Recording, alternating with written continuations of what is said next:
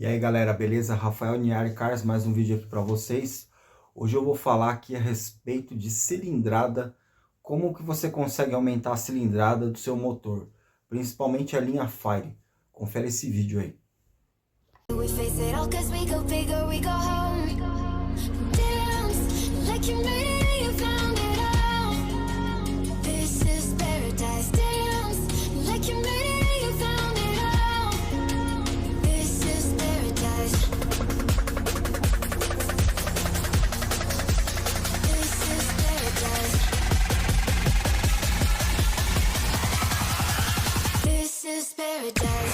Então galera, vamos lá falar aqui a respeito do Fire. Isso daqui também serve para outros motores, tá? Mas a gente tem aqui ó, o Fire 1.0, ele tem o curso do virabrequim de 64,9 e o diâmetro do pistão é de 70 milímetros, ou seja, a parte do diâmetro dele é maior do que o curso. Então aqui a gente está falando no motor super quadrado, tá? Motor que gira bastante, né? Que tem uma parte do RL dele é muito boa. Tá vendo que é 0,29. E a gente tem uma velocidade média do pistão que é baixa, né, de 14. Ou seja, porque o pistão ele tem pouco curso, tá? E a gente tem aqui também, ó, o Fire 1.3. O Fire 1.3 já tem um curso bem maior, tá vendo? 78,9, tá? E o diâmetro é pouca coisa de diferença, tá? Pode ver aqui que é 0,8 décimos de milímetro a mais do que 1.0. Então, pessoal, o pessoal fala assim, ah, vou colocar o pistão do 1.3 no meu 1.0 para fazer um 1.1. Não vai dar essa cilindrada, tá, pessoal? Eu já fiz até aqui as contas, ó. Se você pegar aqui o pistão do 1.3, né, com o virabrequim do 1000, ele vai dar 1.22, tá? Para dar 1.1, teria que ser algo isso aqui, ó. Colocando o virabrequim. Se você colocar o virabrequim, que eu não sei se dá certo, tá, pessoal? Tô fazendo aqui para vocês terem a ideia de como chegar a atingir uma cilindrada. Se você pegar o virabrequim do 1.3 com o pistão do 1.0, você tem 1.2, tá vendo? 1214, tá? E a gente tem aqui também ó, o Fire 1.4, que ele tem 84 milímetros de curso, né? O curso do virabrequim, por 72 de diâmetro. Aqui já acontece ao contrário, aqui, ó, a gente já tem um curso maior do que o diâmetro. E a gente vai ter um RL, tá? A gente tem um RL mais alto, tá? Quanto mais alto é o raio pelo comprimento, tá? O RL. Quanto mais alto for, muda a característica do motor, tá? O que significa isso? É um motor que ele é feito para torque. Esse motor aqui é feito para torque. Esse RL aqui é de motor AP 1.8, 2.0. É os motores GM também 1.8, 2.0. Tem esse RL alto aqui. Ah, então é um motor que não dá para fazer girar. Dá para fazer girar, só que esse aqui é um motor subquadrado, tá? Porque a gente está falando aqui do diâmetro do pistão menor que o curso. Se você tivesse o diâmetro igual ao curso, aí seria um motor quadrado, né? Que é o motor, seria um motor assim muito bom, que ele tem as características de ter um torque bom em baixas rotações e é um motor que consegue esticar também, como você consegue fazer ele girar. É os motores da Honda. O Civic VTI, ele tem esse motorzinho 1.616, ele tem o mesmo curso e mesmo diâmetro, tá? Que é um motor quadrado. Aqui a gente está falando no motor subquadrado. E aqui a gente está falando no motor super quadrado, que aqui é onde você tem um motor que consegue girar muito. Porém, veja só que a velocidade média do pistão ela é muito superior à velocidade média do pistão do 1.0. E aqui eu fiz tipo uma tabela, uma simulação, girando a 7.000 RPM, você tem quase 20 de velocidade média de pistão, que é um bom número isso daqui, para um motorzinho de baixa litragem, tá sendo 1.4. E o motor Fire 1.3 também, ó. Só que teria que fazer ele girar mais 1.000 RPM do que ele gira, né, original. Então teria que jogar ele para 7.500 rotações, você teria uma velocidade média até superior ao do 1.4, que isso daqui já é um bom resultado, principalmente para performance. E aqui no caso do 1.0, a gente teria que fazer ele girar 8.000 e ainda assim a velocidade média seria inferior aos outros dois. Perceba só uma coisa, pessoal. Vocês viram só, pessoal, que a cilindrada do motor conta muito, né? Conta também para a questão de você conseguir atingir um torque legal, de você conseguir ter uma base boa, porque não adianta nada você fazer o seu motor girar muito, que eram os antigos carros da Fórmula 1, os antigos motores da Fórmula 1, eles tinham um pistão grande com um curso bem pequeno e atingia rotações de 16 a 20.000 RPM, né? O motor de Fórmula 1 girava muito. E assim, o que eu quero dizer com isso? É um conjunto, tá? Então, assim, quando você sobe a sua cilindrada, que os americanos também falam muito sobre isso, cilindrada cúbica, né?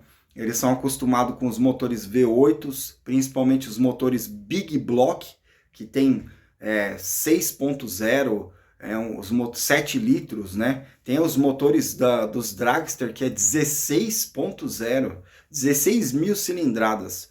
Ou seja, é um motor que tem muito torque, que ele vai conseguir, assim, você vai conseguir extrair muita potência da fase aspirada dele, entendeu? Um motor, assim, só para vocês terem noção, eu vou colocar aqui na tela, é o motor LS dos Corvette, né? Um motor, assim, V8, absurdo, né? Tem uma potência, um torque, assim, espetacular. Assim, falando números, né, em motores assim excelentes. E aí, pessoal, continuando aqui a minha tabelinha que eu fiz aqui para vocês terem uma ideia. Essa daqui é a fórmula, tá? É π vezes o diâmetro ao quadrado vezes o curso dividido por 4. Aí você consegue calcular justamente a cilindrada do motor. Eu já fiz as continhas aqui para vocês terem uma ideia. E o pessoal sempre me pergunta: ah, eu vou pôr o pistão do 1.4 de 72, né? No 1.000, o que acontece? Olha lá, ó, vou pôr o pistão de 72, vou abrir meu bloco para 72, que seria 2 a mais do que o do 1.000, 2 milímetros a mais. Não sei se dá, tá? Precisa medir para ver se as paredes entre cilindros não ficam muito estreita, usando o virabrequim. E você teria uma cilindrada, ó, ainda assim baixa. Tá vendo? Não mudou, não teve resultado. Se eu qual que é o segredo dos motores Fire, tá? Não só o Fire, mas o Fire aqui é bem nítido. A diferença de cilindrada não tá propriamente no diâmetro do pistão. A diferença de cilindrada tá justamente no curso do virabrequim. Então a gente pega aqui um motor que seria um motor 1.4 mesmo, ele tem 72 de diâmetro por 84 de curso. E aí você tem a cilindrada cúbica de 1.368, arredondando para 1.4, tá? E se eu colocar o pistão do 1.3 com o virabrequim do 1.4, eu tenho 1.322, pouca coisa de diferente, né? Aí se eu colocar o pistão do 1.4 com virabrequim do 1.3, seria uma Fiorino aqui, ó. Fiorino tem a possibilidade de fazer isso, tá? Que eu estou fazendo isso no meu motor. Esse daqui eu sei realmente que dá. Você já teria uma cilindrada bem mais alta do que a cilindrada do 1.3. A cilindrada do 1.3, ó, é 1.242.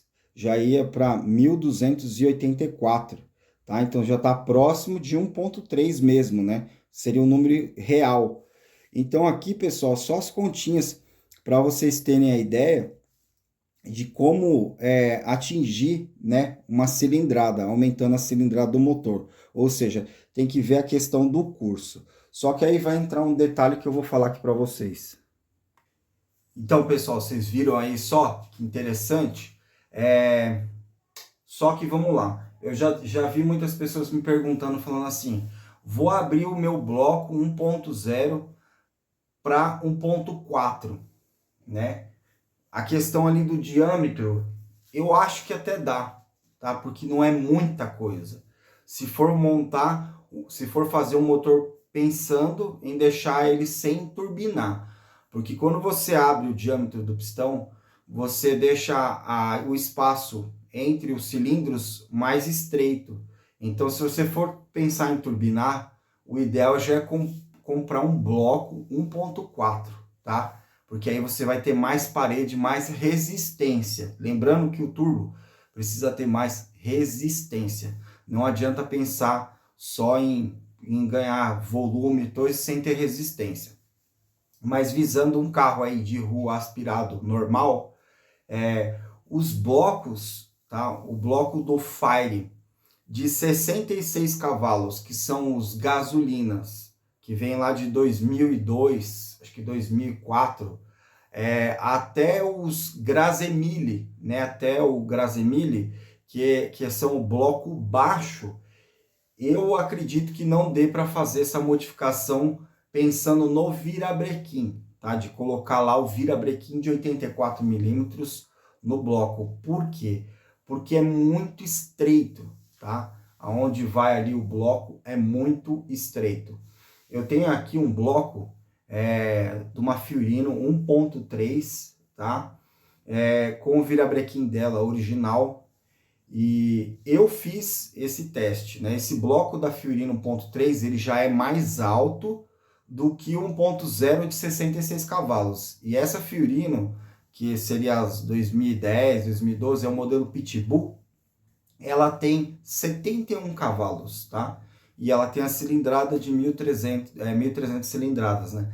Que é aquele 1.242, tá? Então, assim, eu vou mostrar aqui para vocês o bloco e para vocês terem noção do que eu tô falando aqui para vocês.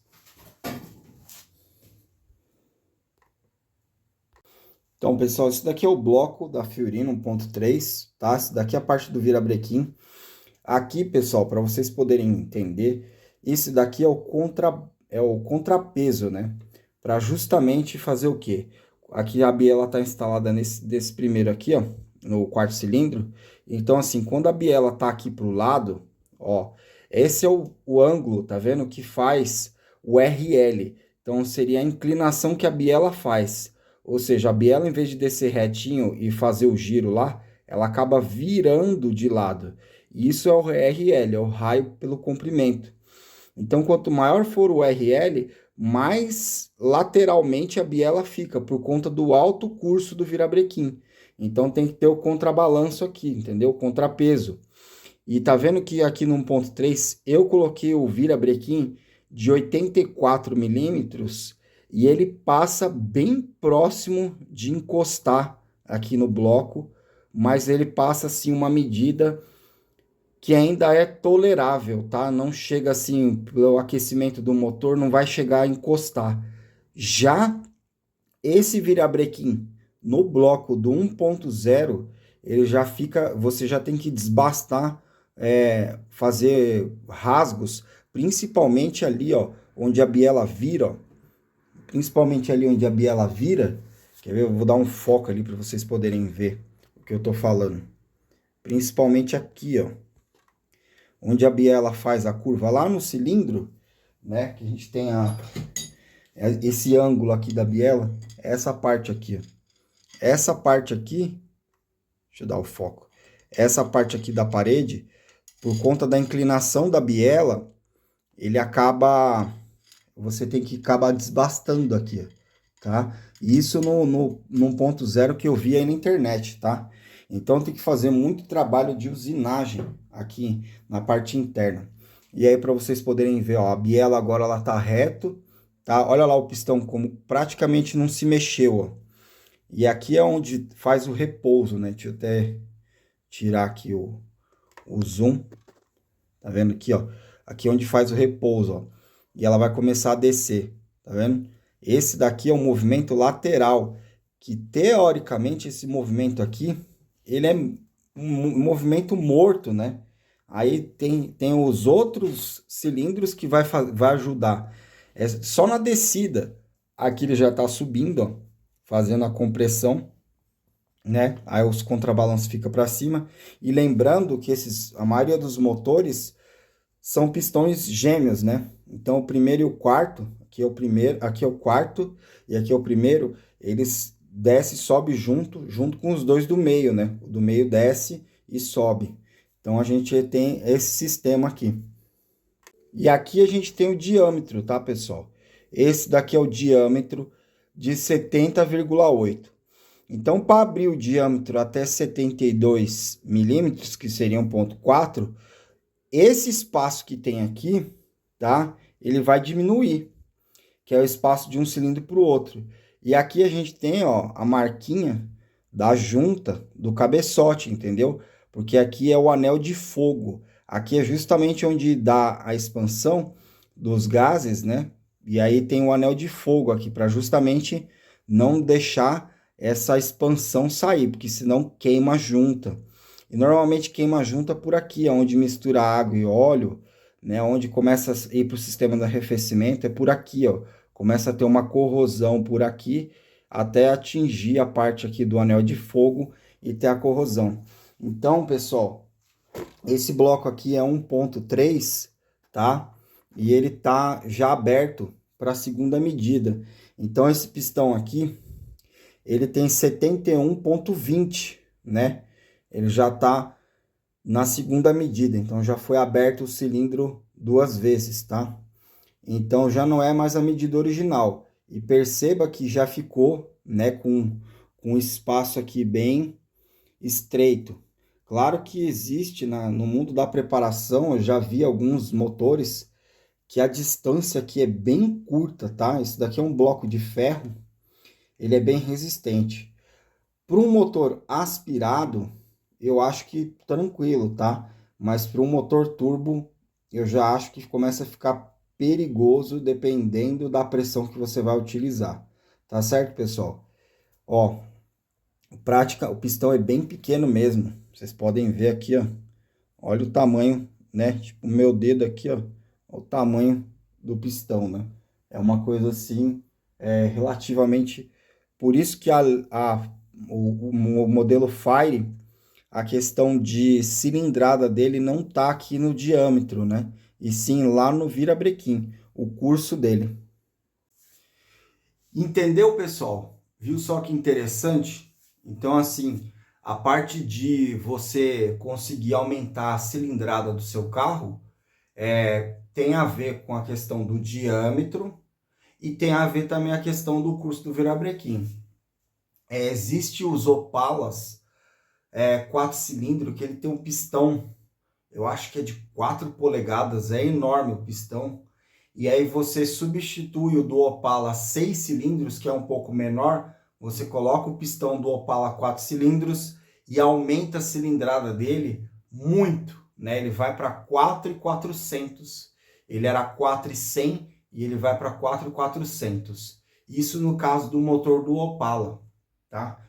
E existe também virabrequim que usa de outro carro, não me lembro agora qual certo, não sei se é de caminhonete, que você o virabrequim cursado, com mais curso.